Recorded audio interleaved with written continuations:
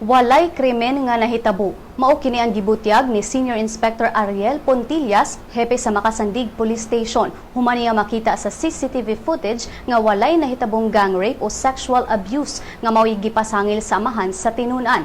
Kahinumdumang nagkontrobersyal ang 19 anyos nga college student, human ang amahan ini mipasangil sa 5 ka mga lalaki nga gimolestya ang iyang anak sulod sa Gala Music Lounge sa Barangay Carmen niadtong Oktubre 12. Apan base sa CCTV footage, si Pontillas niingon nga ang giakusahan nga sila si Gerardo Sabal III, Fernando D. Jr. o Clint Jude Puertas kay inosente sa pasangil sa amahan sa 19 anyos nga tinunan. Sigo ni Pontillas nga maura og manag-uyab ang tinunan ug ang usa sa mga lalaki nga nakita sa CCTV.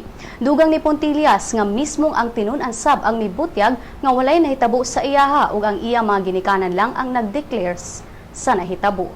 Ang medical results sa examination sa Northern Mindanao Medical Center ug sa National Bureau of Investigation nagpakita sab nga wala ma-rape ang tinunan.